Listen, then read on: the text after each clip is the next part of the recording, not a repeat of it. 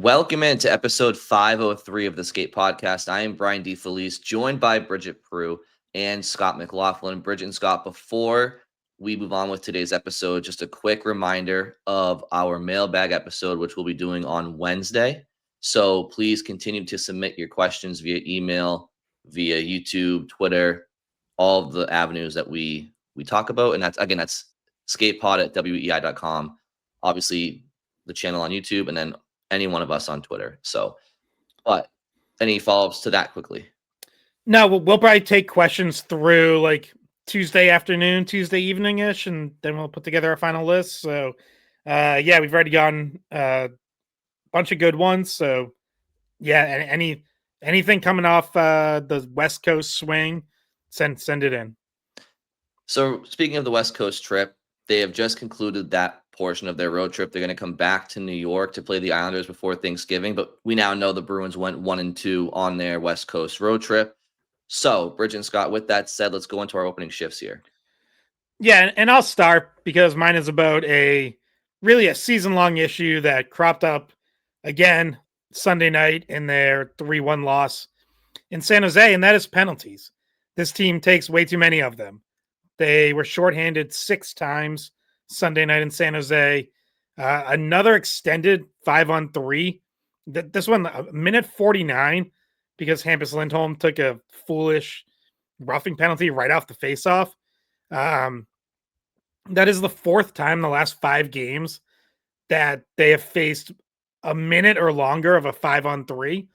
And amazingly, they've killed them all, which is really like the only saving grace. And I apologize for my voice. I'm still dealing with this thing I've had for like 5 days now. Me too. I haven't been able to shake whatever I've had for like over it's rough. It's like I feel everything else feels great. Like I don't have like any other cold symptoms. I just have this voice thing and a little bit of a cough. But anyways, so the Bruins' only saving grace is that they do have a really good penalty kill, and they only gave up 1 goal on those 6 shorthanded opportunities Sunday night, but it is just killing their momentum, and it's making it harder to win games. They're not getting into a 5-on-5 rhythm. They're taking their best players off the ice. As they're trying to come back in the 3rd period on Sunday, Henry Jokiharju takes a holding penalty. It's like they kill it, but there goes 2 minutes of comeback time. And, all the numbers now, they've been shorthanded 94 times this season. No one else has been shorthanded more than 81 times. They've faced more 5-on-3s than any other team. They've spent more time killing penalties than any other team. On the road, especially, I was looking this up last night.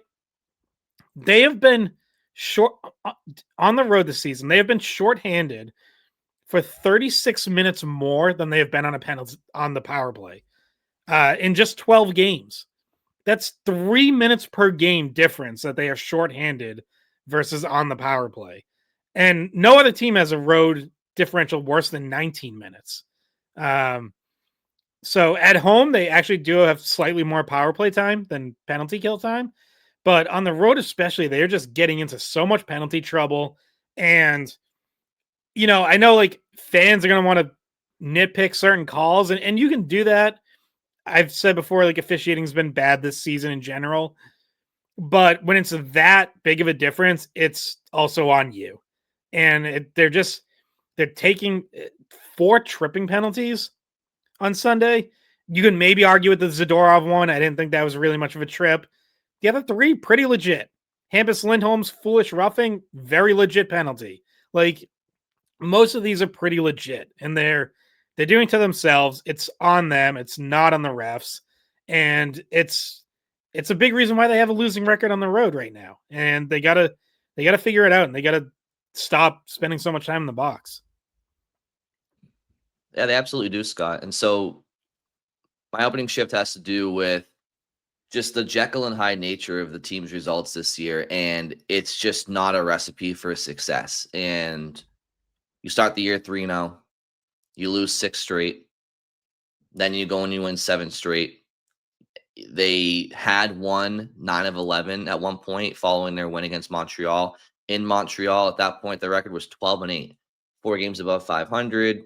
First place in the Atlantic. Points percentage, maybe they were still technically second or so at the time, but regardless. Then McAvoy goes down with the injury.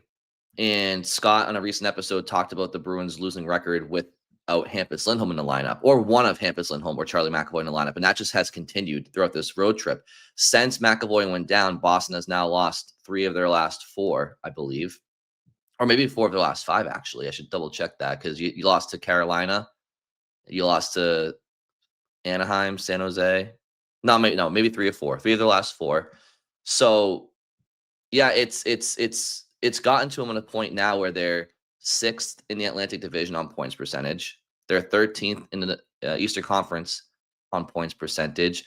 And I choose to look at the points percentage because this early in the season, or at any point in the season, really, when a team has played 2, 3, 4 more games than the rest of the field, which is kind of what it's been for the Bruins, not just this year, but last year, if you guys remember, the Bruins constantly were just ahead of the pack in games played, which makes it difficult to really assess where they really are, right? Do you go by points? Well, of course, you're going to have more points than some teams who played 4 more games, right? So I talked about this recently and maybe last week.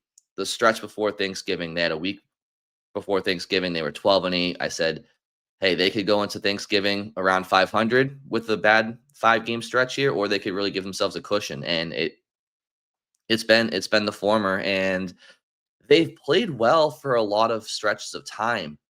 To Scott's opening shift, they've shot themselves in the foot with penalty problems, and penalties they go beyond. Do you give up a power play goal, or do you kill them off? It messes with the momentum of the 5-on-5 flow. David Pastrnak talked about it last night. Certain top players aren't getting their minutes.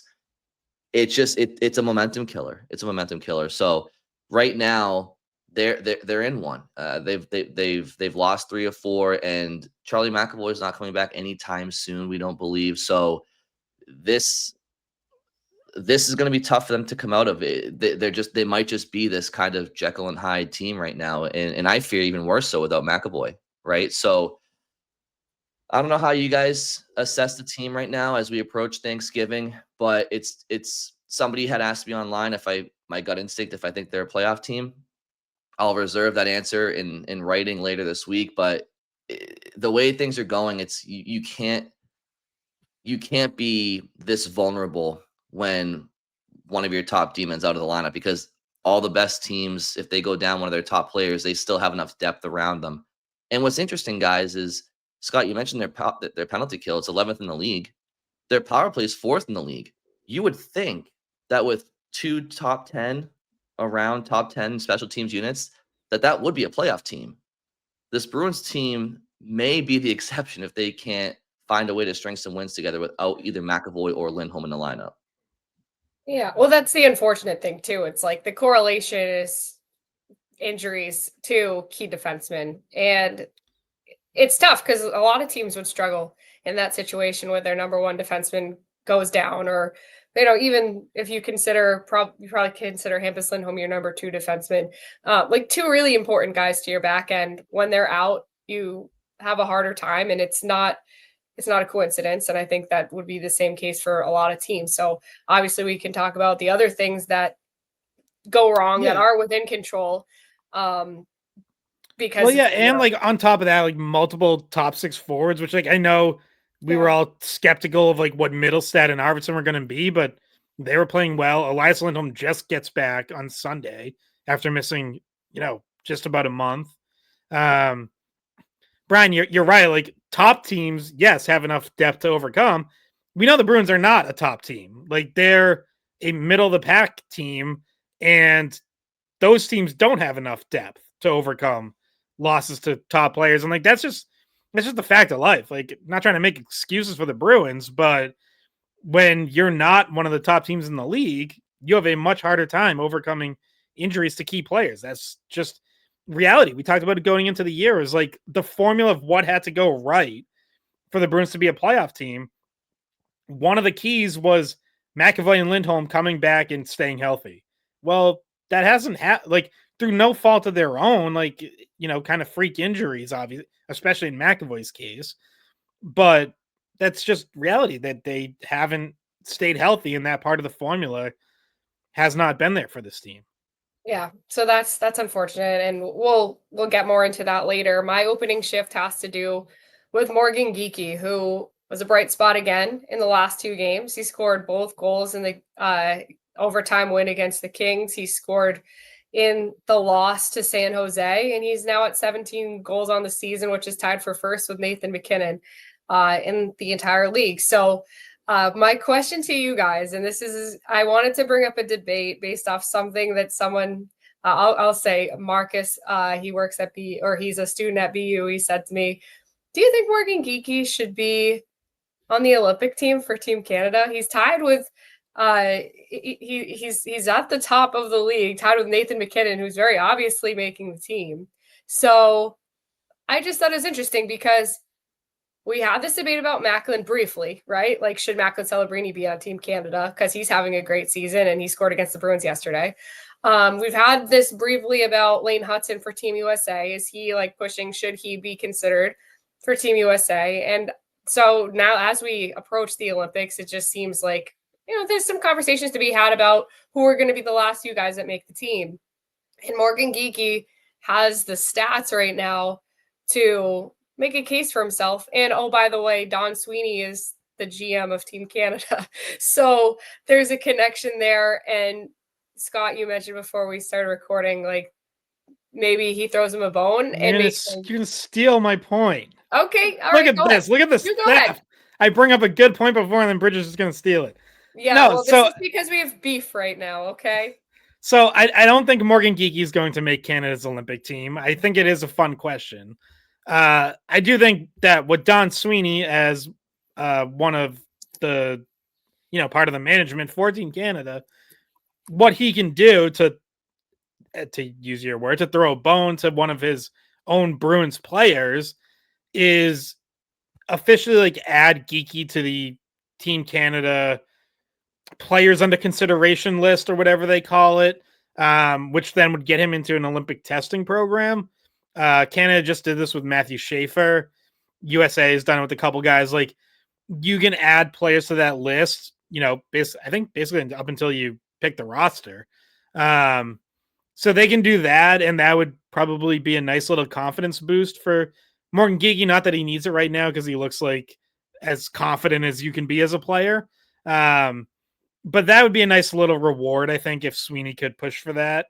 As far as actually making the team, Canada just has too many more complete players. Obviously, what Morgan Geekie's doing is very valuable, and I've said on here, like, he legitimately looks like one of the best goal scorers in the world. Like, it doesn't look that fluky. His shooting percentage will come down a little bit. Yes, there will be some regression at some point, but the way that he's getting into open spots in the offensive zone, his quick release, how hard his shot is. He has some of the hardest shots in the NHL this season. The accuracy to pick corners, like, all that is really valuable and not entirely a fluke at all. But you're talking, he would probably have to be in a top 6 or top 9 role and get power play time to really bring the value that Morgan Geekie brings as a player. And I just don't see him doing that in Team Canada. So when you're talking about those lower on the roster spots, you're going to be looking for, like, Canada and USA both did this at Four Nations. I think they'll both do it for the Olympics. You are looking for some role guys lower in the lineup, like guys who are going to kill penalties, bring some physicality, be able to be used as like a checking line to match up against top lines. And that is not Morgan Geekie's game. Like, he cannot play that role. He does not kill penalties. He does not get used in like a checking line situation. He's not especially good defensively if we're just going to nitpick his game. So he's not going to be a fourth liner, or he's not going to be a fourth liner or an extra forward. And I just don't see him cracking the top 9. I don't think he's bad defensively. I just don't think, like, he's had some bad plays defensively this season. Okay, well, like, when you talk about the Olympics, I guess the standard is a little bit different, but I don't know. I don't think he's terrible. I don't think he's a liability defensively. But anyway, Brian, you haven't said anything on this topic. Do you think that he should at least be in the debate? I mean, the stats are what they are, and he's hot, right? Like, unfortunately for him, it's kind of a late push, because really it's mostly been in the last calendar year that he's been playing at the level that he's been playing at. End of last season into the beginning of this season, he's continued it. But, if he had been playing like this over the course of, say the last 2 seasons, I feel like we wouldn't really be questioning it too much. Like, he's one of the best goal scorers right now, and he's playing really good hockey heading into the Olympics, for whatever that's worth. He's hot, he's confident. Like, is that somebody that you want to have, somebody that's heading in on this trajectory of like just heading upwards? And it might depend more on the role, but he should at least be on the list of guys that are eligible to go, in my opinion. Because what if you do decide, or if there's an injury, or he's the guy because he just continues heading into February to, stay at the top of the league in scoring. So I just think that there's definitely a debate to be had over him. If you're having it about Macklin, who has fewer goals than him, not by much, but why not have the same conversation about Morgan Geekie? You mean Celebrini, Macklin Celebrini? Yes, Macklin. Well, I mean, him in particular, I think he's a 100% player. I think he should be going 1,000%. He's one of the top scorers in the league in general. But to your overall point, and even at 19 years old, a much more complete player than Geekie. Different players, but one that's definitely deserved of being on Team Canada in Celebrini. But I mean, so if I'm Don Sweeney, I'm probably trying to knock on the door of the company that Tom Brady's invested in, that cloned his dog, and I would just try to clone 12 Morgan Geekies for Team Canada's forward group. And I mean, imagine trying to stack up against 12 Geekies if you're anybody else. I mean, the gold's going right to Canada. But barring that, no, I don't think Morgan Geekie should be on Team Canada. I do think that he's in the conversation. I think the conversation that you bring up, Bridget, is definitely warranted based on his play over the last calendar year. You mentioned he's been one of the top goal scorers in hockey since really being scratched earlier last season. So it goes beyond just this year. It goes to last season as well. But at the end of the day, you have to look at the projected lineup for Team Canada and who is he replacing? Who is he surpassing? I mean, if you want to tell me that if Travis Konechny is in the conversation for Team Canada, okay, then I could see Morgan Geekie being in over him. Brandon Hagel. I mean, I think Brandon Hagel is probably a more complete player than Geekie, but I mean, there are some bubble players that you could argue Geekie for, but he would probably be an extra forward. I just think at the end of the day, to Scott's point, there's too many complete players. I mean, you look at their projected forwards, and you're talking Mark Stone, McDavid, Reinhart, Marchand, Crosby, McKinnon, Celebrini, Suzuki, Marner, Bedard, Point, Scheifele, Jarvis, Hagel as extras. I mean, that's a tough lineup to crack. And I would also, unfortunately for Morgan Geekie, Team Canada is the hardest one to get into. Is the lineup that it's like, okay, how the heck does anyone crack this lineup? That's not the names you just said. He also has a very specific chemistry with Pasternak in Boston. And I know that they have been split up at times recently, and Geekie is still kind of, but you notice him being a lot more dangerous, obviously, when he is playing alongside Pasternak. Not that he hasn't scored without Pasternak around him, but I would just be cautious of that as well. But to make a counterpoint, though, like playing with Pasternak, he's doing well. It's one of the best players in the world. If you would put him in the top 9 for Team Canada, he's playing with one of the best players. He's playing with the best players in the world again. And I know you're talking about the chemistry aspect. Yeah, yeah. That's why I mentioned the specific chemistry there. But yeah, it's a fair conversation, Bridget. I think based on how he's played, I don't see enough outside of the release. I mean, he protects the puck pretty well. I do think he competes pretty hard. I don't think the playmaking is where it needs to be for him to be in a Team Canada lineup. Like I said, he's more of a finisher. We all know that, but is he really setting guys up that often? No. And I just think, the talent pool is just I mean, it's too insane for Team Canada for Geekie to crack that lineup, in my opinion. Yeah, I I mean, think you could argue that, he's a guy who goes to the net. He's good net front. Like, he has good hand-eye coordination. We've seen him get some deflection goals. That's valuable. Not all of those super talented players going for Canada are going to do that. But like, is that enough? Because like, then on the flip side, like, another question mark would be his skating, right? Like, these are going to be really fast games. The Four Nations was, I think, some of the maybe the fastest hockey I've ever watched.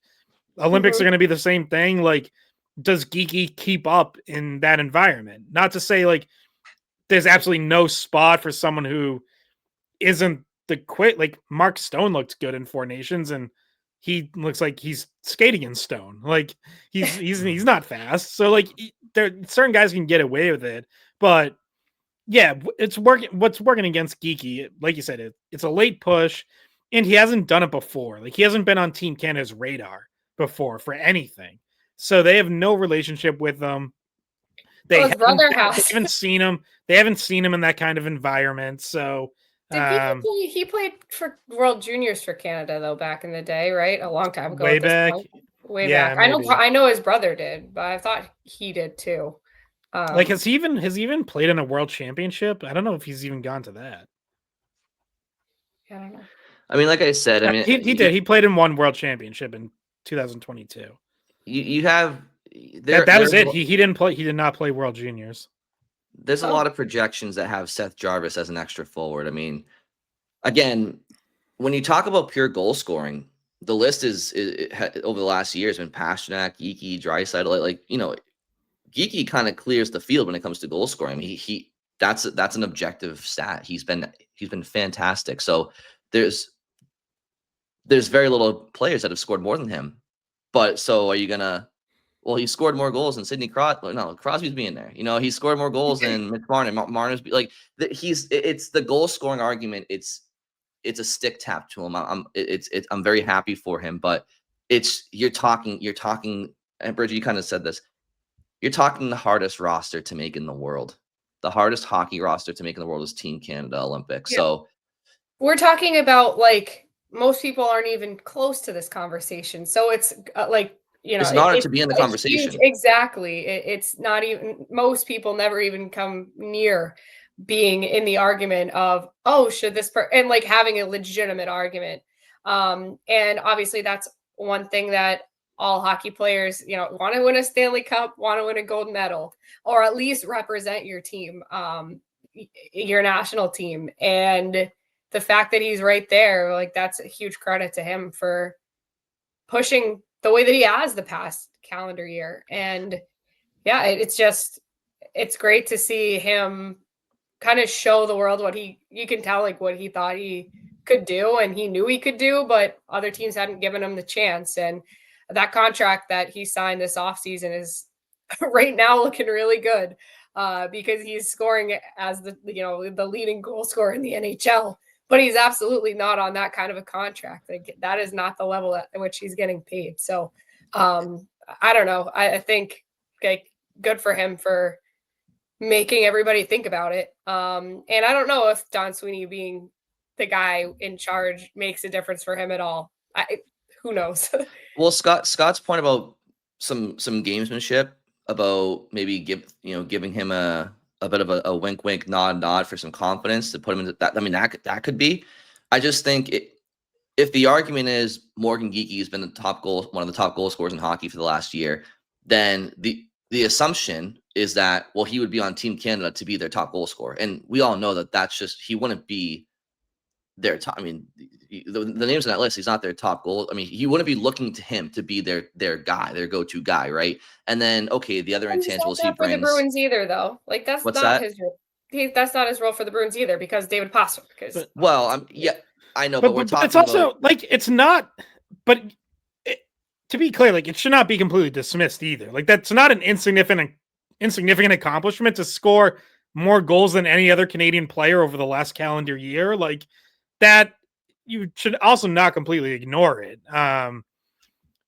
Because look, like, yes, you can look at Canada and be like, all the talent in the world, you also just can't assume you're gonna score enough goals. Like, the teams play defense in this environment. Top players play defense.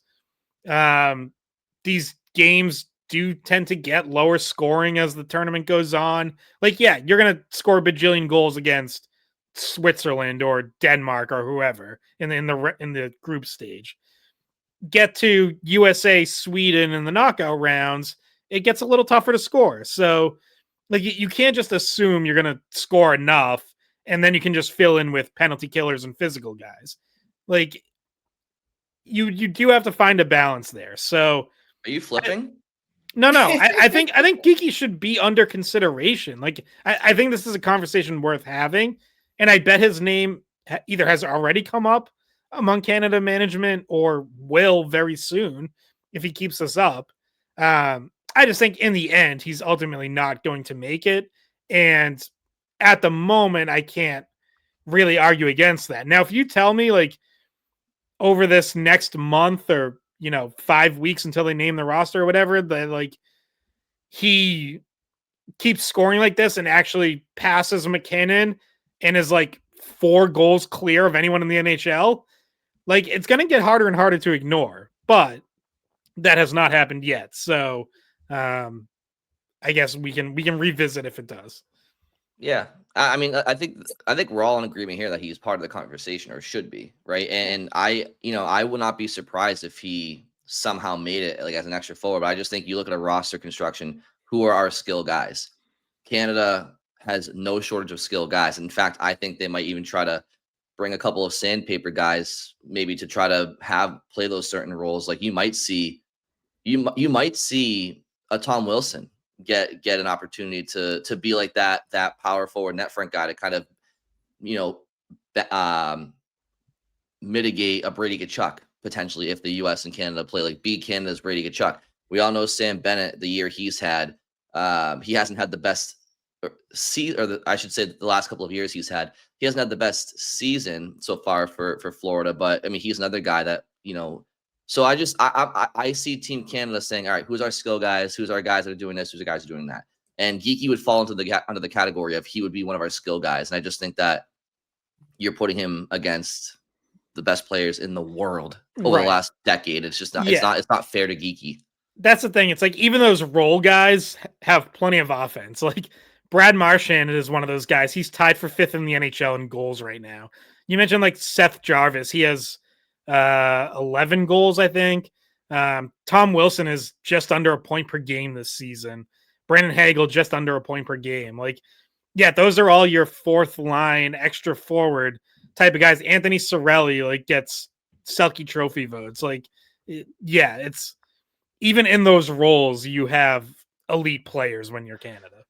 And I'll say this: if Morgan Geekie continues to be this type of goal scorer at the NHL level, then I think you're talking about him being in serious consideration for the next 4 Nations tournament, or whatever that tournament looks like in terms of Seems like they'll probably participants. do like 6 or 8, but yeah. Yeah, so maybe that'll be a different format, but I think he's in line to make that team, which is 2 years from now. And then 2 years after that, you're talking about the 2030 Olympics. And then so if he continues to be this player, I'm kind of looking at this right now as if I'm Team Canada, I'm kind of looking at Morgan Geekie as he's kind of on a bridge deal right now. Like, let's see that you're this player in terms of being on Team Canada for the future. But maybe, to Scott's point, if he continues to do this for the next 3 months or 2 months, then maybe the conversation becomes more in favor of him. So it's an interesting conversation to follow. But at the end of the day, the way I look at this, it's a win-win for Morgan Geekie. Who in their right mind would have thought that this time last year we'd be having a conversation about Morgan Geekie potentially making Team Canada for the Olympics? That's a testament to how well he's played, regardless of if he makes that team or not. The fact that we're having this conversation is a true compliment to the player. So with that, I don't know if you guys have any final thoughts on that conversation. Not right now, but we can revisit. Okay. All right. So let's take a step back and now start to dissect some of these games we just watched. And we talk about the Bruins leaving points on the table at times throughout this season, not having a single overtime or shootout loss. So we felt that way after the Anaheim game. Definitely. The Bruins should have gotten more than what they did there. The Kings game, they found a way to win. And speaking of Morgan Geekie, he left a stamp on that game, right? The game go ahead and game winning goal. And then, of course, last night against San Jose, guys, I thought both teams kind of played a pretty good game for the most part. I didn't think San Jose was undeserving of the 2 points. I didn't think the Bruins were totally deserving of the 2 points. That to me was a battle of, well, I think San Jose just won the special teams. I know that sounds crazy, right? Because the Bruins have the 5-on-3 that they kill off, but at the end of the day, their power play was unable to generate, and San Jose's was at least once, and I believe that proved to be the game winner. So how do you feel about the team right now as they head into New York? How do you feel about them? How do you feel they played in California? Do you think they deserve more? Was this a devastating road trip? Can they build off of it? How do you feel about the team right now? Because they're still in the thick of things. We talk about, I know I mentioned that they've slipped in points percentage, but the league is so close. You win a couple of games and you bounce right back to the top in points percentage. So they're fortunate that they're kind of retooling, rebuilding in a year where the Eastern Conference is a complete shit show. So there's winnable games every single night if you're the Bruins, but there's also losable games. Yeah, I think that they're battling, and we've known that about this team, right? Like, I think it's still only one game all season where they've just really laid a stinker. That they fight, they compete, they work hard, they have a lot of good characteristics that make them, a team that unless you're the fan who wants them to lose and tank and get a high pick, like, has made them a pretty easy team to root for. Like, I think it's a product that most fans can probably appreciate. But you're also seeing that, especially with injuries, like, there's just not a lot of options. It's like a lot has to go right for this team. They score 6 goals in these 3 West Coast games, and Morgan Geekie has 5 of them. Like, there's not enough coming from other sources right now. Even McAvoy's injury affects that because he was helping to create offense during that stretch leading up to his injury. He was one of the top defensemen in the NHL in points and certainly in assists. So like you're missing that.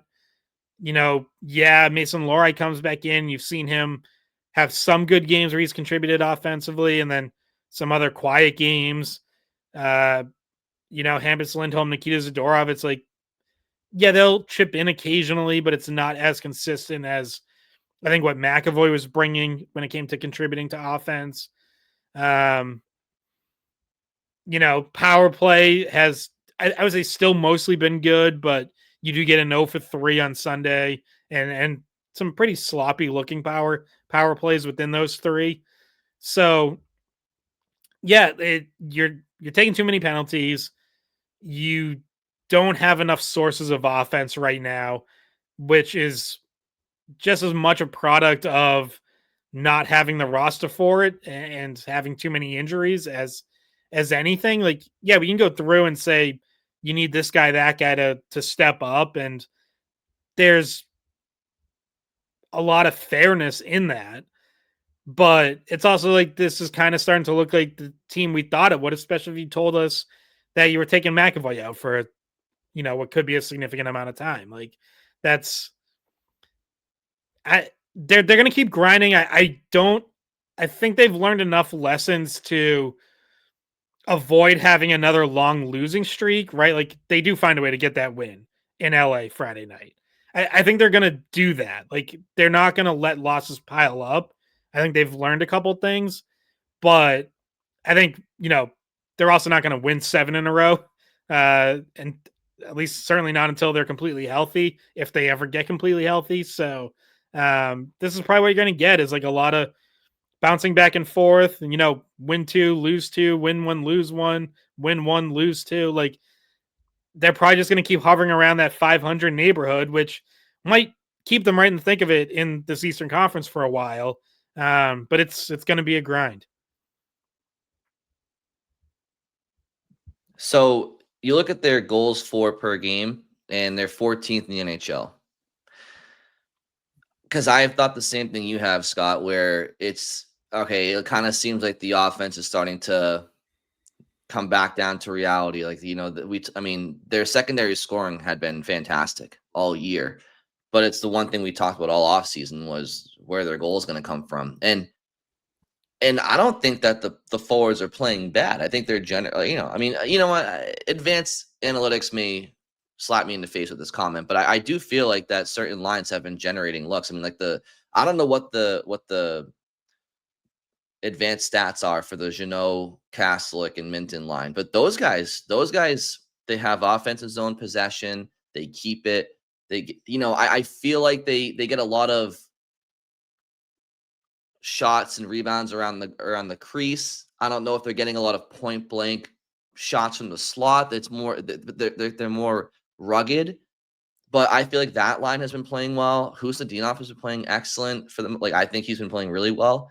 All jokes aside, I mean, I think he was I think he was their best forward against the Kings.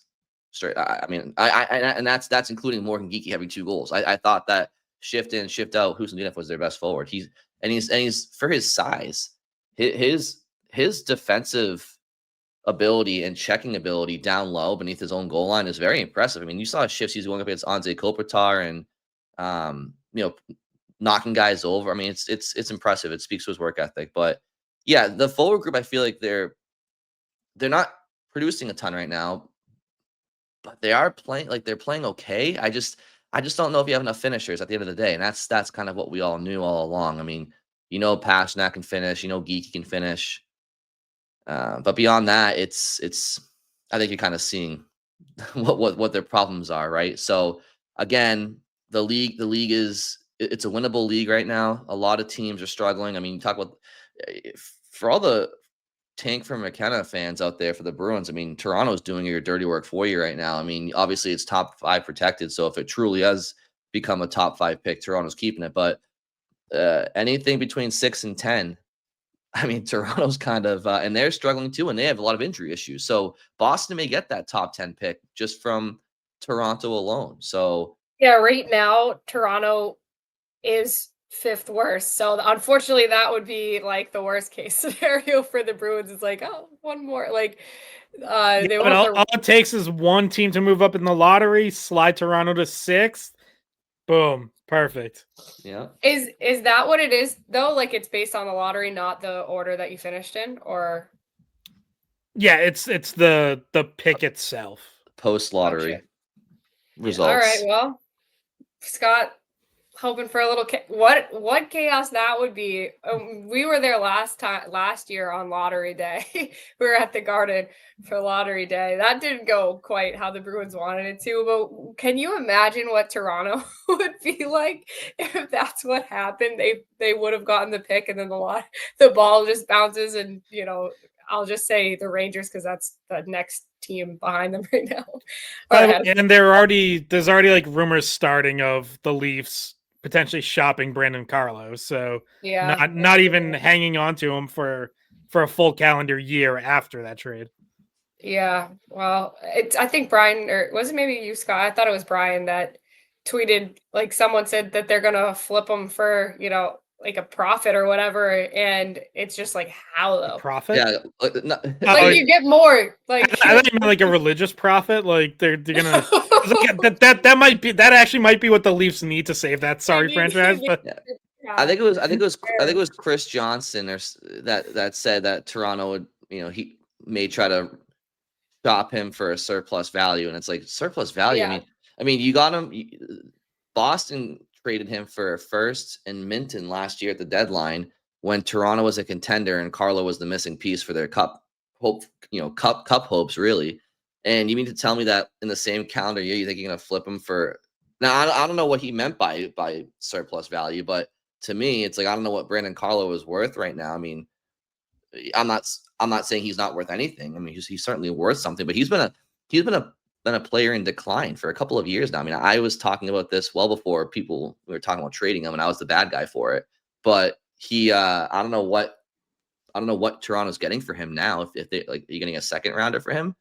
Is there a team desperate enough to give you a first for him? I mean, the trade markets, they fool me many times. So what do I know? But I just don't see how they get certainly what they gave up for him. Yeah, I mean, if they can get Abraham, I mean, I don't know, that might lift them to the cup. Is he the prophet? He was a prophet, right? I don't know. What are you asking me for? Listen, I was at a baptism yesterday. Okay, I mean, all caught up in my religion for the decade. I'm not clearly, but it's not. Yeah, no prophet. Like there's no way that they're getting more for him now than what they gave up for him. That's just. I mean, it's one of those things where it's like we've talked about it every single trade deadline, or even just like during the season, like, oh, sell high. Like this is not a sell high situation for them. I mean, the market resets every year. Like there's always going to be a contender that needs needs to shore up their blue line or their depth for a cup run. To be honest, I just don't know if Carlo's that guy. I mean, like I said, I haven't loved his play for a while, even dating back to before he was traded by Boston. So if you want a guy to break the puck out, he's not the guy. Is he that stellar defensively for his size and reach? I mean, I know he once was. I don't know if he is anymore. So, I mean, the league keeps getting faster and faster. I just, I'm also surprised that Toronto is, in the same breath, I'm kind of surprised that Toronto might be shopping right now. I mean, I just don't know what's their plan. Like, do they think that they're going to be a contender? Like, I don't think he's a guy you want to just get rid of if you think you're going to be competitive still. Like, I don't know. They're already in tank. They've already switched the gear to. But that's the funny part about them having Boston having their pick though too. Legitimately, does not even do them any good to tank because they also already traded their 2027 first. Like they're in a tough spot if they don't turn it around real fast.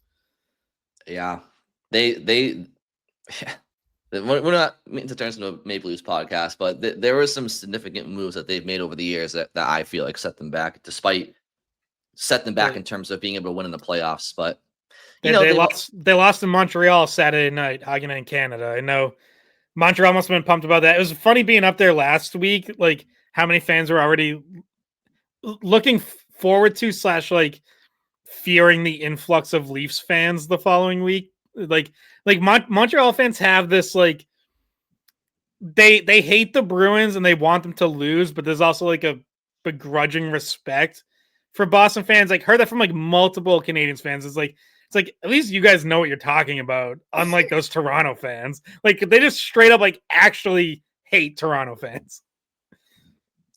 Yeah, I mean Toronto and the Dallas Cowboys, it's kind of like, not to upset any Cowboys fans out there, but this America's team thing with the Cowboys, it's like the Cowboys haven't done shit in over 30 years. I don't think they've even been to an NFC championship game since the early 90s or whatever it was. Yeah, since 95, since their last Super Bowl. But at least the Cowboys did have their dynasties in the last, little while. Like Toronto they haven't done anything since 67. They've won 2 playoff series since 2004. But like there's this yeah, exactly. Oh no. Bad. Let's kick him out. We're kicking him out. I hate that you did that. All right, I'll see you guys. Have a good week. I mean, I on the one hand, I do get it because I mean, Toronto is a major hockey city. It's a major hockey market. You have the Hall of Fame. Like it is, you could call it the Mecca of hockey. I just think it's more circumstantial than it is the team's product there. But anyway, back to the Bruins, so that our listeners aren't their ears aren't bleeding anymore. Send us any Maple Leafs questions for Wednesday's mailbag. Yeah. Do you think that the forward group and the team in general, do you think that they can get back to their scoring ways without McAvoy? Like, and again, as I said, I feel like they were playing a little bit above I feel like they were producing a little bit above, what we expected of them, obviously. So do you think the rubbers, met the road here, or do you think that this team can find a way to get back? I mean, again, you have a good power play. Stay out of the box, play more 5-on-5. Is that the key? Yeah, I mean, absolutely have to stay out of the box. Like that will go a long ways because, again, like you mentioned, they have 2 good special teams units, but one of them they're using way more than the other. So, and it's the wrong one. You just can't keep testing your penalty kill this much. You can't just have it break the momentum of a game. So yes, like that is an important step that this team really has no option but to just get better at. Just like they just can't keep taking this many penalties. I do think there's a couple other things, like if you want to look at and say, like, okay, let's see what happens there. Elias Lindholm is back. I thought he looked rusty Sunday night in his first game back. Did not think that was a particularly strong game for him. All right, let's see how he looks 3-4 games into this return. Like, let's let him get his legs back, his timing, all that, and see if he can provide a boost to this top 6 group, which could use it. You also may try something other than Alex Steves at some point, right? So a game ago, you had Steves and Matej Blumel both playing in your top 6. Blumel has, in that LA game on Friday, has a costly turnover on a power play in the third period, leads to a shorthanded goal against, tying goal, sends it to overtime. Bruins still find a way to get the win, but Blumel draws out of the lineup Sunday. I can't help but think that was a pretty big reason why, right? Like, you talk about managing games, trying to close out games, that kind of turnover, passing backwards into traffic when your team's up 1-0, just not a winning play. So he's out. Steves, I think, he's gone pretty quiet, not just in terms of scoring, but in terms of how he's playing. I feel like I'm noticing him a lot less than when he first came up. He's got 2 points in 8 games so far, and he's playing in your top 6. Do you try something else at some point? Like, I don't mind Steves at all on the fourth line. You can slide him down, bump Riley Tufte out. That'd be fine with me. Is that Blumel who gets another chance? Do you give him an opportunity to learn? Or are you ready to kind of pull the plug on that altogether? Because I don't know that Blumel's really shown a whole lot in the NHL. Do you give someone else from Providence a chance? Whether that's a Matt Poitras. Fabian Lysel's hurt now, so it's probably not him. Georgi Merkelov. Like, there's a couple other levers you can pull here. Do you I don't know. Do you move someone else? Mikey Asimont got shifts on the top 6 Sunday night. I don't think that's the answer. Like, the reality is you just don't have enough top 6 forwards, period. But you do have some other stuff you can try to see if there's any kind of spark that lights. And we haven't gotten an update on the timeline for Middlestat and Arvidsson. Like, we haven't talked about, like, their timeline because there just hasn't been any new news about it. When they're coming back, I mean, as far as I know, they're still week to week guys, right? So that's the designation that is the most vague, in my opinion. So I'm not sure what their progress has been because we haven't gotten an update. I'm sure when the Bruins come back home, so when all the reporters are around, because, like, obviously a lot of outlets don't send reporters on the road, so it's harder to if the other people don't ask it, like, we don't really find it out. So when they get back home, Sturm was asked that over the weekend though, and he just like quickly was like, no update. So it wasn't even. I mean, Middlestat's been out for how many games now? Like a month, and we don't even know what happened to him. Well, I'm pretty sure it was that, like, knee-on-knee, leg-to-leg collision with who was that? Was it Tage Thompson? I'm forgetting, but it was like a leg-on-leg collision. Okay, I mean, I don't remember seeing that, but even if I missed it, it'd be nice to have some sort of medical update from somebody. But it is what it is. You guys mentioned Providence. Not great for Patrick Brown, Scott's boy. Not the greatest sign that he's leading the team in scoring. And I know certain players that probably would be leading the team, like Blumel, Steves, they've kind of been in Boston recently. Tufte was leading them. Yeah. So now, but he's been in Boston, so he's lost some games to add to his total. So now with the current roster, it's Patrick Brown, 17 points, I think, in 16 games. Matt Poitras, half a point per game right now, 8 points in 16. Don's Loshmela, same thing, 8-16. I think Merkulov has 11-16, but it just seems like Merkulov and the Bruins aren't just gonna be a thing. Like, I don't know if the Bruins. I don't know.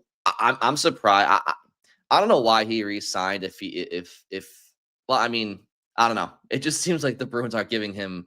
He's not really even an option for them. That's just the way it feels to me. That's gut. That's no information right there. But I just feel like of all the guys down there, like he's probably below for them, below Patra, below Lysell even, and like I don't know, but those guys they're not lighting it up. So you're talking about a situation where Elias Lindholm just came back to the lineup. You're still down Arvidsson. You're still down Middlestat. Patra's not even an option for them right now. I mean, what happens when they get healthier? Yeah, I mean, you got to force it, and Patra is not. You mentioned 8 points. 4 of them came in one game back on October 12th. He has 2 points in his last 10 games. Like, that's not going to do it. Yeah, I don't really care how many injuries there are. Like, that's not getting you called up. You got to earn it to an extent. So, yeah, like he is. There's an opportunity here, but he has not forced their hand. I mean, doesn't that kind of? I'm genuinely curious for all of the Matt Patra fans out there that have been clamoring for him to be in Boston in a top 6 role, and I'm truly not being adversarial here. I'm being genuine when I ask this. How does that make you feel to see Patra struggling like this to produce down in the minors? Like, does that make you change your opinion on what he would be in the pros? I know that there's probably going to be some responses that say, well, you put him around better players and he'll produce, and maybe mentally he's stuck in the mud because he thinks he should be in Boston, and that's adversity that players have to come through in the minors. That's nothing new. But if he was to be this, I guess what I'm asking, simply put, would a top 6 caliber NHL forward be in the minors at half a point per game pace? No. So I don't think he's a top 6 forward in the NHL right now, because if he was, he wouldn't be putting up 8 points. That's the simplest way I can put it. So I'm wondering if fans out there, if you were pro Patra, if you're changing your tune, if you're pro Patra, your tune is getting stronger because you feel like maybe it's situational and he's down in the dumps, or he's not in a situation where he can thrive. But I don't know. That's the simplest way I can put it. If you're a top 6 NHL caliber forward, you're not scoring half a point per game in the minors at any point. Yeah, I mean, I guess the argument you could make for him would just be like, if the other guys haven't taken their chance in Boston and done much with it. You know what I mean? Like, if you just don't think that Tufte was helping, or Blumel was helping, or Steves was helping, like, and you're like, okay, though we tried these guys that were ahead of him points wise, but that didn't work like the way we wanted it to. Right. Then there's the argument to be made, like, okay, maybe they were the wrong person, maybe he's the right person, maybe it will look different when he comes back up.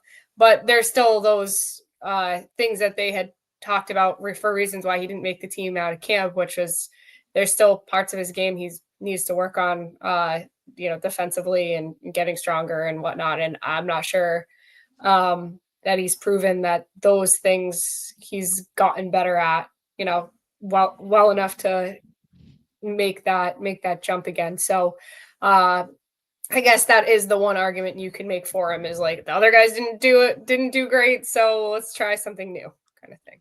And just to clarify, I'm not saying he can't be a top 6 forward in the NHL. I'm just like at some point, I'm just saying, like, right now, if he was a top 6 caliber forward right now in the NHL, I think he'd be producing more in his current situation. Same goes for Loshmelis. Any of those guys, really. I'm not capping their ceiling. I'm just saying, in this moment in time, maybe they're not as ready as many people think that they are, or could be.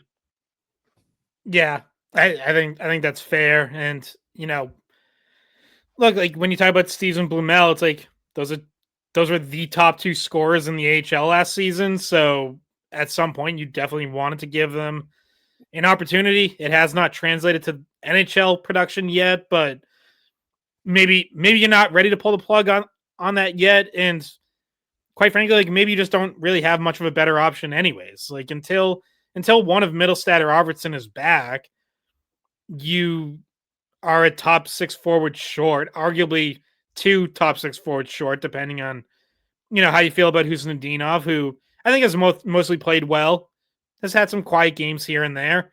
But like, I'm fine with Husnudinov in the top 6, especially now bumping over to wing, takes a little less responsibility off.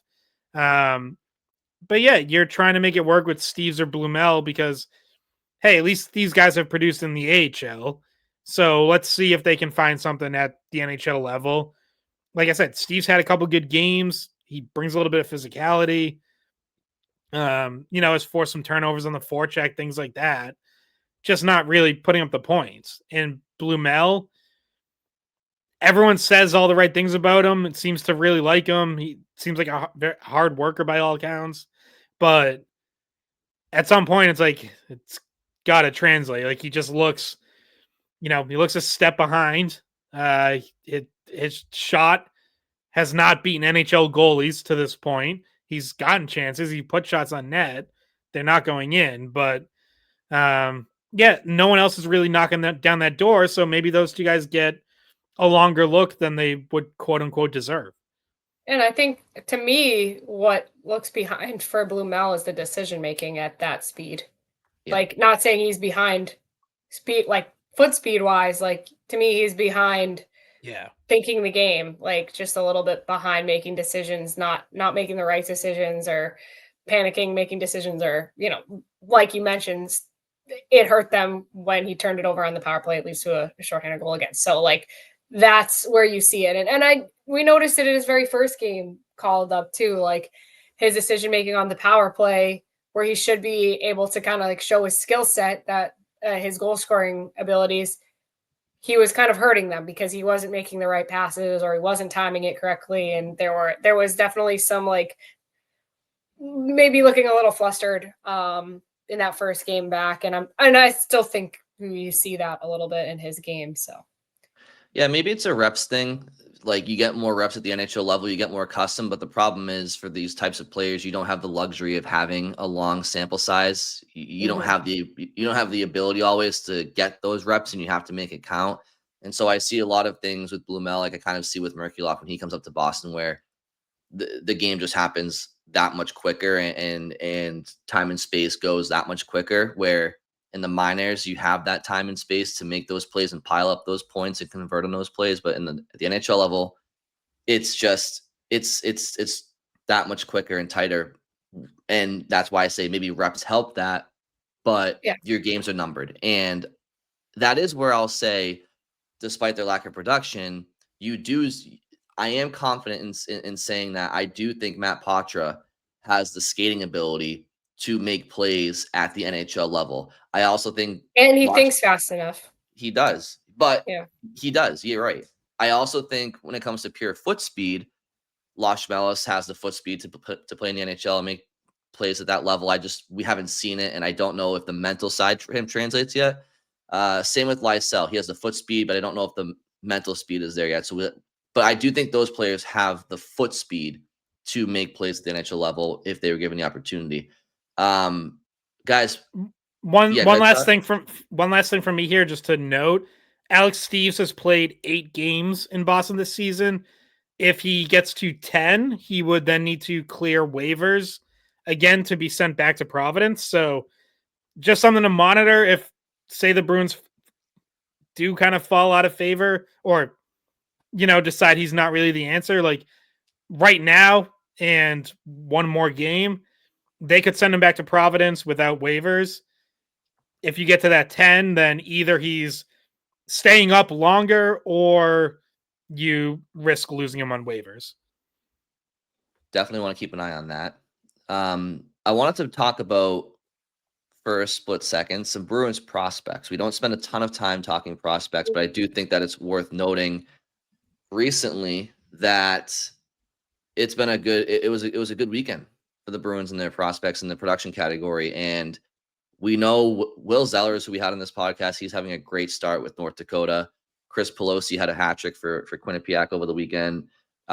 James Higgins continues to play well. I'm curious about how you guys feel about his first quarter of the season. Yeah, please. I'll add Jonathan Morello scored for BU. the Saturday game. And I interviewed him the Saturday game because there was another injury, so that actually bumped him up to the power play. They gave him some of the key face-offs because he just the guy that was ahead of him, Bednarik, was out for the game, so he saw an elevated role and he scored. He's really good shorthanded too. So yeah, like I've been impressed with him this season. He's a really smart player. Like he pops up in all the right spots. And he's also like just a smart person too. Like just from interacting with him, I've interviewed him a few times now for our TV broadcast, and he just has really good answers. He's thoughtful. Like I think he's got a good head on his shoulders, just in general. Yeah, and I think it might have even been after the Friday night game at Northeastern or sometime recently that Pandolfo highlighted him as one of like basically like 3 or 4 guys he named who was like actually playing well because BU's really been struggling recently, not having the season they want. But yeah, he's, I don't know if ultimately there's ever going to be enough offense there for him to be an NHL player, but like the smarts, the hockey IQ, the defensive awareness, he can win some battles. Like that's all there. So he's certainly a very useful college player. Yeah, I mean, he can win faceoffs. He can forecheck well. Like there's definitely a lot to his. I mean, brings a lot of energy. He, like you mentioned with Pandolfo saying, there's only really been a few guys that have consistently brought the level of like intensity that he's wanted throughout the season. And Morello, we're I think 14 or 15 games into the season now, has pretty much been consistent with what he's done. So just figured I'd bring him up too because I just see him firsthand more than the others. And of course, Dean Letourneau keeps scoring as well. So that's where I wanted to go with this one was Letourneau in particular, Hagens, Zellers. I think Zellers is an interesting player to watch, especially when it comes to potentially making the World Junior team for US. But so with Dean Letourneau, okay, last year, once it was found out that he was pretty much an emergency replacement for Will Smith going to the NHL, okay, so he was supposed to go to juniors and he's going to the NCAA right away. For a player his size and age, that's probably not ideal. And it kind of explained away a lot of, what happened last year. Even though he played well at times, just never really produced. I always kind of looked at, I want to see what he does in his sophomore year. I want to see what he does next year. And I'm going to put a lot of weight in what he does next year. I'm talking, in past months. So if he continued to struggle in his sophomore season, then I would really start to be like, okay, what do the Bruins really have here? He's done the exact opposite. And so, I don't want to completely dismiss his freshman year. I just think to be fair to the situation, I think it's understandable why last year played out the way that it did. And now he looks like a player who, he kind of struck me as a player who had imposter syndrome last year. Like he felt like maybe he didn't really belong, or he feels like he belongs now. He's playing like he belongs now, and he could be a difference maker. So I want you guys' opinion on Letourneau's play, how Hagens has looked through the first, what has it been, 12, 13 games of the season. Zellers, anybody else, just some of these main prospects. Obviously Zellers wasn't a Bruins draft pick, but he's a draft pick of the Avalanche we got in the Coyle trade. But yeah, I mean, Hagens and Letourneau are certainly the two I've watched the most, along with Will Moore, who's there at BC as well. I would say Letourneau just looks like such a different player than last year. He looks so much more confident with the puck on his stick, without the puck. He's shooting more. He has a good shot. Like, even going back to it's like, obviously he needed to shoot more last year, but he did have 36 shots. And it's like, you see him shoot the puck and you're like, how did he shoot 0 for 36 from the field? Like, it's heavy. He's got a good release. It's been accurate this year. He's had quite a few snipes, including, I think it was his goal Friday night against Maine. Set play right off of faceoff. He kind of wheels towards the slot and goes short side, just top corner. Goal, Alvin Boya, Maine's goalie, had no chance. That dev camp chemistry, that dev camp playbook. Right. On him. Yeah, he had the book on him. But he's been more physical, which is good to see. There were so many times last year where I felt like he wasn't even really using his physicality, and he was almost hanging back and like not playing aggressive enough. And this year he is like, he's sticking his nose in there. He's throwing hits. So definitely a big step forward. Hagens, I would say, has been good for the most part. You know, he's right around a point per game. He might be exact. Yeah, 13 points in 13 games. Like, that's what he did last year, obviously with better line mates. I will say, like, I want to see more of a step this season. Like, even with lesser line mates, I think you want to see him get up over a point per game and improve on last year's production. So that hasn't quite happened yet, but when I watch him, I think like I said, I think he's mostly been good. He's definitely making things happen offensively. He's creating chances, not all of them getting rewarded with points. I do think he's struggled a bit defensively at times. He's had some rough games. I think some games where it feels like, you know, this BC team is not as possession dominant as past BC teams. And they've had some games where they spend a lot of time in their own zone. And it's almost like Hagens looks frustrated when he's out there for one of those shifts. And it's like, he's got to kind of get over that mental block of like, don't be frustrated, just embrace playing defense and try to kill the play. And sometimes, like, just body language, even, I feel like it's sometimes hasn't been great in those situations. And he's had some minus games where he's been on for some goals against. So there's stuff to work on, but there's a lot to like, and it's all stuff we've talked about. Like, it's his skating, vision, playmaking. He can take defensemen one-on-one, which, like, you know, whether that translates to the NHL or not, like, he does it effectively in college and has used it to create dangerous chances. So my review there would be mostly positive, but still with room for improvement, still things I want to see as the season goes on. Yeah, and I'll just say we interviewed him on This Week in Hockey East this past Friday, and that interview is available. He talks about what he wants to work on still. And so, like, there's a little bit of stuff about, you know, his interactions with Pasternak and some of the other Bruins, but definitely worth listening to if you want to just like hear him in his own words talk about what he's trying to do this season. It's available, I think, on Nesson. You can find it on YouTube, I think, as well. But yeah, we had Dean on earlier this year too, and Dean was actually pretty funny. So we'll see. We might get some more Bruins prospects that are in Hockey East on the show coming up soon. But it was just good to talk to Hagens again, because I hadn't talked to him since draft night. And I know he doesn't do a lot of interviews, but yeah. So we obviously anticipate Hagens being a 2-year player at BC. We never know, right? But that's the anticipation. So where do you guys fall on Letourneau and Zellers? Do you? I kind of look at Zellers as being at least a 2-year player at North Dakota. Letourneau, I've kind of pegged as like a 3-4-year player. I don't think that opinion of mine has changed. I guess I would just say, like, if the season just isn't a lights out season, maybe that changed. I don't know what could possibly. I don't know how that works, guys. I don't know how far in advance I these just things are don't think figured there's out. a reason to rush him to, like, if you don't know exactly where you're gonna put him, like, there's no need to rush out of college.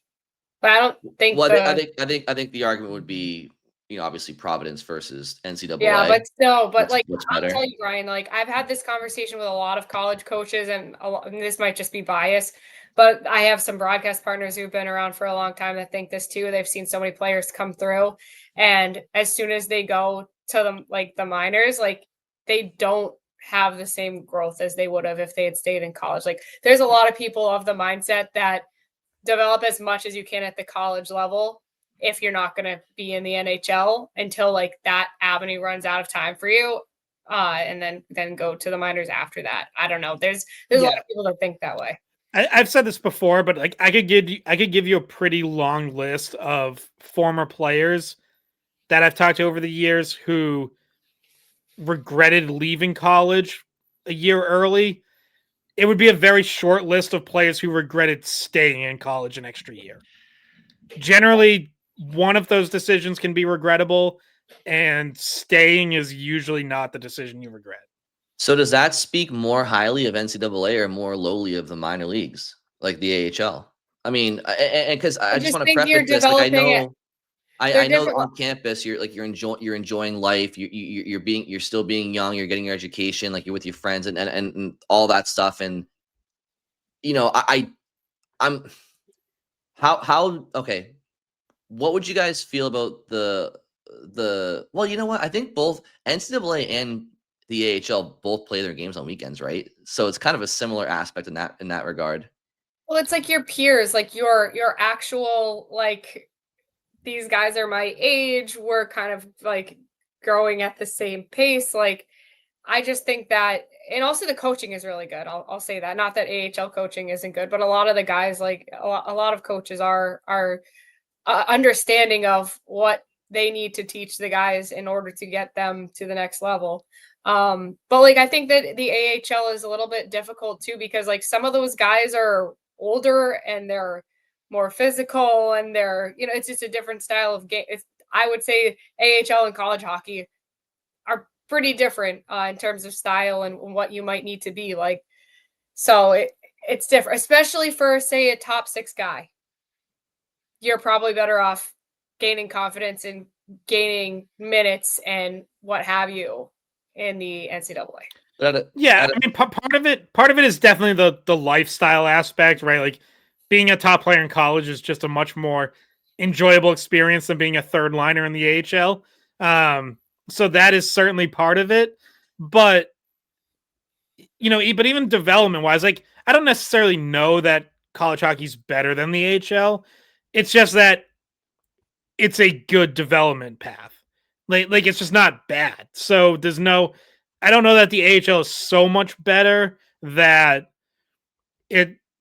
like you're gonna trade everything else because like, well, this is clearly so much better for my development, so I have to do that. It's like, no, college is still really good for your development. Unless you're like just so much better than everyone else that you don't have anything left to prove there. But like I don't think Dean Letourneau, for instance, is gonna be in that situation next year. I think even with a really good season this year, he's probably still going to need another development year before he's NHL ready.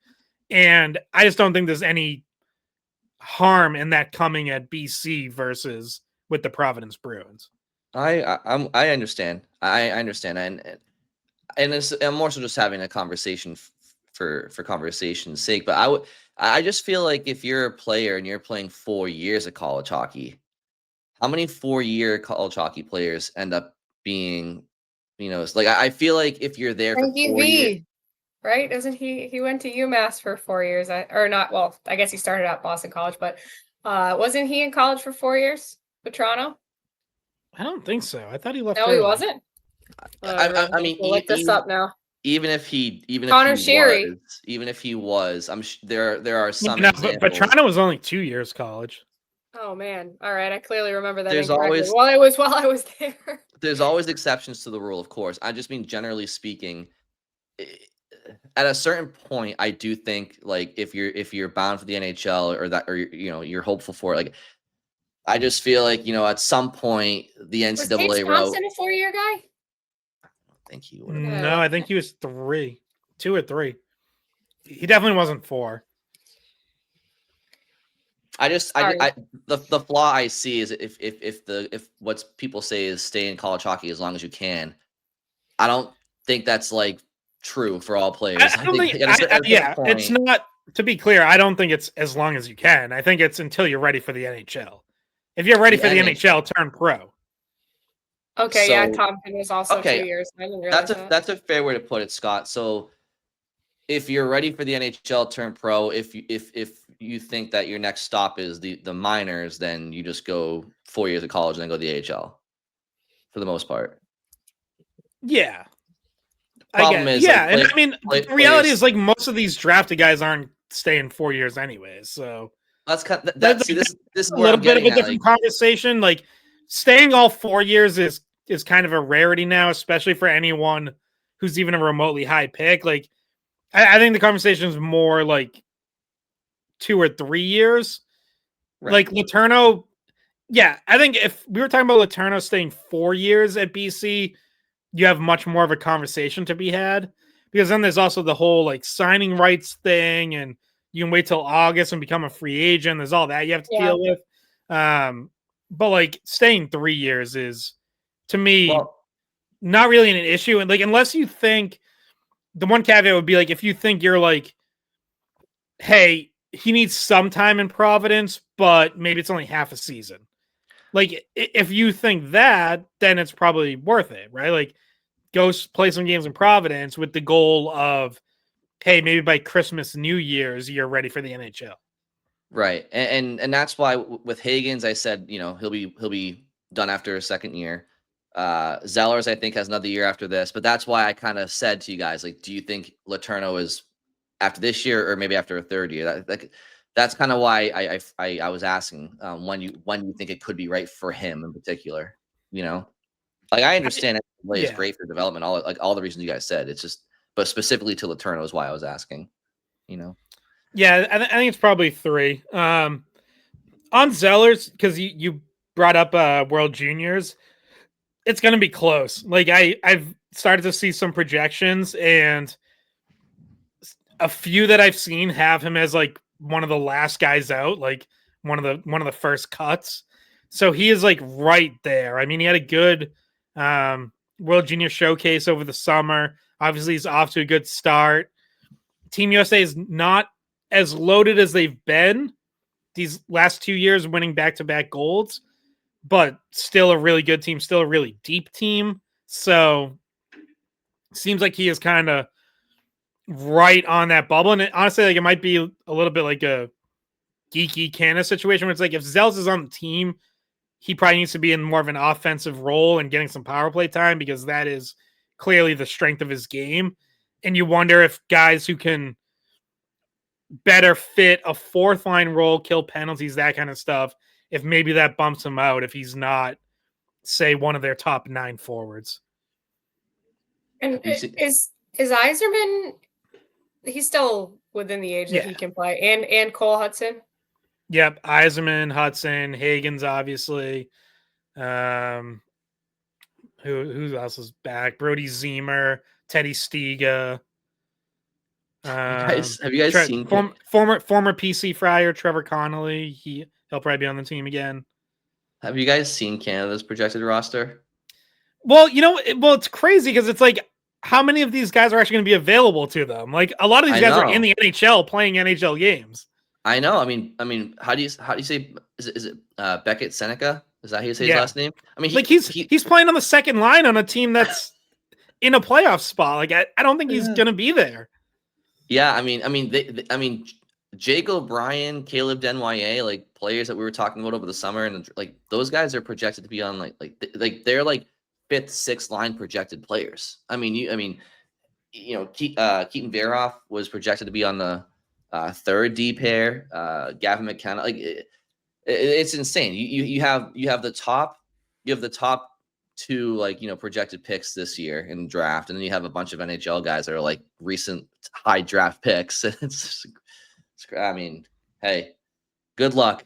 The one year it's in the tournaments in the US, it's gonna be just the Canada show probably, but unless they don't send those guys, unless they don't send those guys. I mean, it has in the past been kind of a rarity to send active NHL guys. I know the Bruins did it with Patra, but that's he's a little bit different situation than some of the guys that you're. Yeah, I mean, like the Islanders aren't releasing Matthew Schaefer. Like, he's not going. Ben Kindle in Pittsburgh is an interesting one. Again, it's like it's a guy playing a middle 6 role on a team that's in playoff position. Like, maybe they let him go because they find some value in it, but like, I don't know. They might just be like, no, you're too valuable to us. We're keeping you here. Yeah.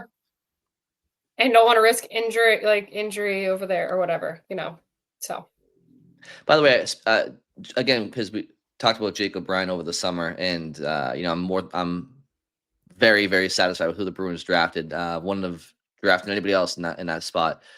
I think I saw recently O'Brien has like 60 points in 30 games right now in with the Brantford Bulldogs. Or he's just a two point per game pace, so that's not surprising. I mean, he was a major scorer last year in that same league, but yeah, he'll be somebody that hopefully is good for Seattle. Yeah, it's fun to see the coulda, shoulda, wouldas that the Bruins almost, because we thought O'Brien was gonna. We didn't think Hagen was gonna be available, so it was like, all right, O'Brien, Denway, whomever, Brady Martin, like that was McQueen.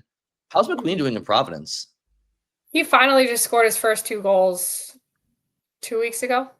So he'd gone a long time without scoring, and then he had a game that I broadcast that he had like 10 or 12 shots on goal, and I was like, he's going to score soon, and then he scored the following weekend twice. I mean, he's doing a lot of other things well, like face-offs and whatnot, and he's possessing the puck, and he's got a lot of assists, but yeah, he finally scored twice. It took him a while to get going. Like I watched their series against Michigan earlier in the season. Now that's tough. Like Michigan's one of the best teams in the country, but he had a tough weekend that weekend. So good to see him like starting to ramp up and play better. Porter Martone, who went right ahead of Hagens, he went 6th to Philly, has been awesome for Michigan State. Michigan State's just dominant. Yeah, that's a great team overall. Like with O'Brien, like putting up those kind of points, part of me is also like kind of just wants to say like should have played college hockey this year. Like, challenge yourself more. Like, I don't know. Like, how much is the OHL really challenging Jake O'Brien right now? Well, look at Gavin McKenna. I mean, he's putting up good numbers for Penn State, but I mean, if you want to know, and we talked about this over the summer, and how much of a better speaking of developmental leagues, like we were talking about the NCAA compared to the AHL earlier, but compared to the CHL, I mean, you want to talk about preparing yourself for a professional career in hockey. I mean, the NCAA there's no better league for it when it comes to amateur leagues, right? Non-professional leagues. And Gavin McKenna had 2.5 points per game last year, and this year he's a point per game guy or something like that? I haven't checked in his stats in a little bit, but it really does show you like what the argument that has been had over the past however long of like how much stock do you put in the college stats versus the guys that are scoring like the craziest numbers ever in the CHL. And you see some of the CHL guys, at least in the beginning, struggle to, with the pace and the level is so different. So like, Gavin McKenna, maybe people thought he was going to light the world on fire a little bit more just based off what he was doing in the CHL. And then he comes in and he's still great, but it took a sec, right? Like it's just a different comp. And again, makes you wonder, sorry to interrupt you, Bridget, like what the thought on Hagens would have been last year had he been in the CHL scoring 100 points as opposed to getting 39 in the NCAA. Like that's why that whole argument was so ass backwards, because it's like, these scouts that are making these projected lists, don't you know that?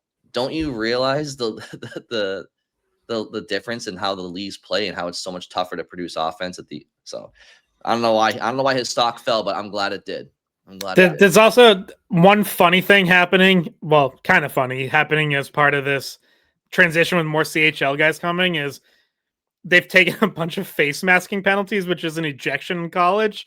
I think it was Mike McMahon, or maybe someone tweeted it at Mike McMahon, but it's like something like 6 players have been ejected for face masking, and 5 of them are guys who played in the CHL last year because it's not a major up there. So like they're getting in scrums and just grabbing guys' face mask, and they're like, "Well, your night's over," and they're like, shit, damn it." Face mask is like an automatic in college hockey, and it's so easy to prove too. Like we have the cameras see it, and it's just like as his fingers in there. Yep, okay, done. Like I've seen it happen a few times, and I guess that's a change too from the 2 leagues, and not just like a pace thing.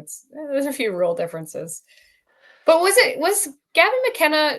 What was the other school besides Penn State? Was it Michigan State or was it Michigan? Yeah, it came down to those 2: Penn State, Michigan State. Does anyone else think he should have chosen Michigan State?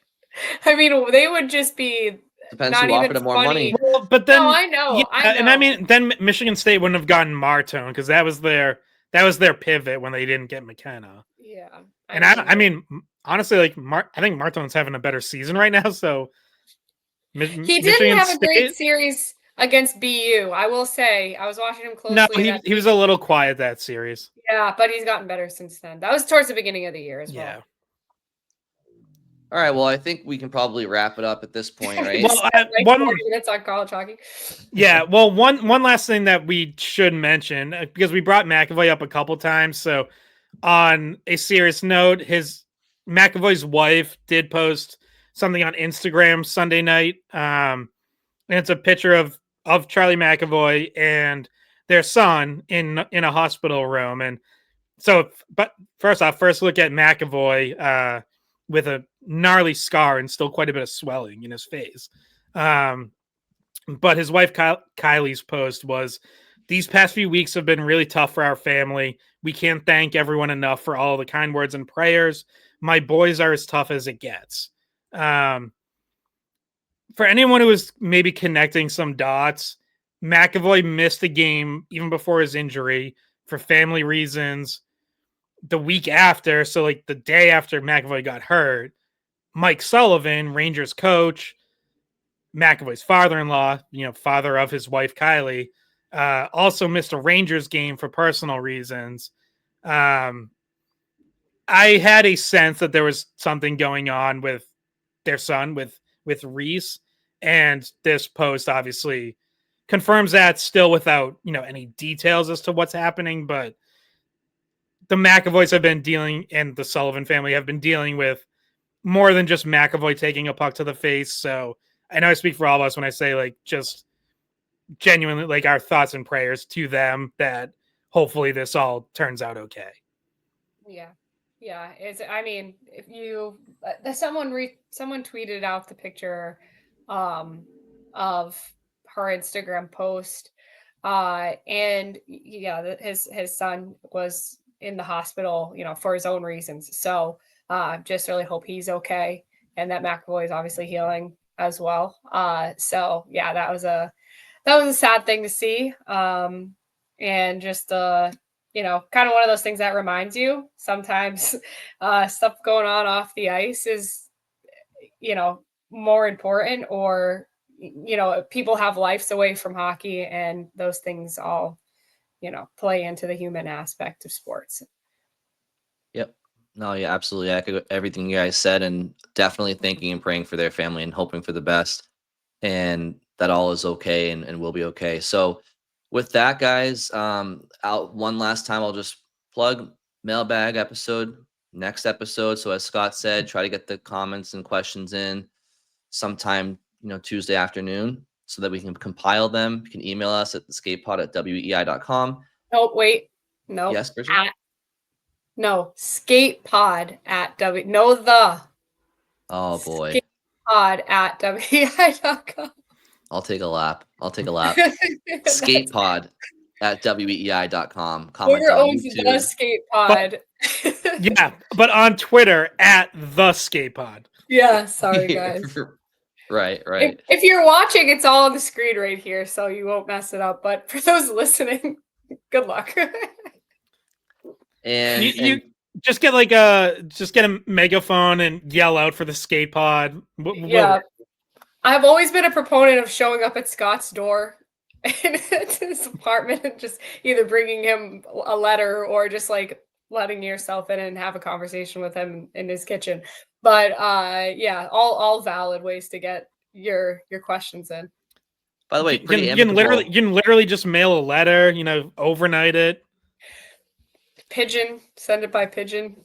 Owl via Harry Potter. Hey, honestly, pretty amicable podcast for the two of you, considering your beef that you had going on. That's yeah. Scott, you're in the doghouse.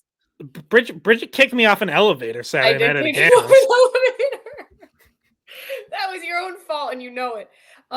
So I was at the BU game broadcasting it, and after the game's over, I'm heading downstairs to go do the post-game interviews. And who do I see on the concourse who has been texting me during the game without telling me that he was there? Popcorn in hand. He got caught red-handed.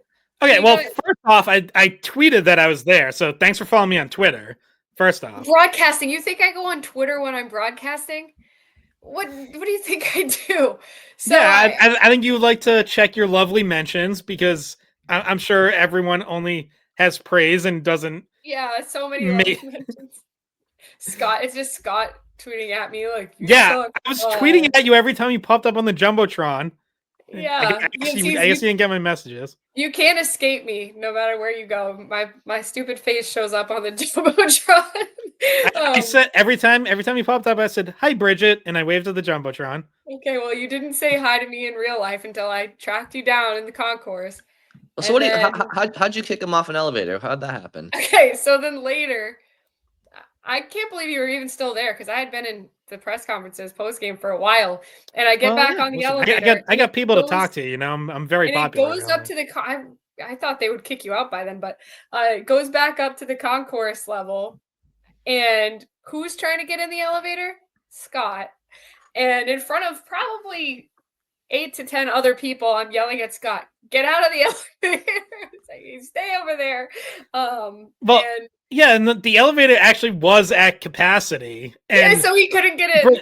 Bridget's like, "Scott's too fat. Get out of here!" And I was like, "Well, that's really rude." Scott just throws his popcorn up in the air. Oh, for the love of God! See, I didn't say that about Scott, but the elevator did. Well, I'm glad you guys squashed it, and we can move on now. So I don't know if I'm over it yet, so we'll see.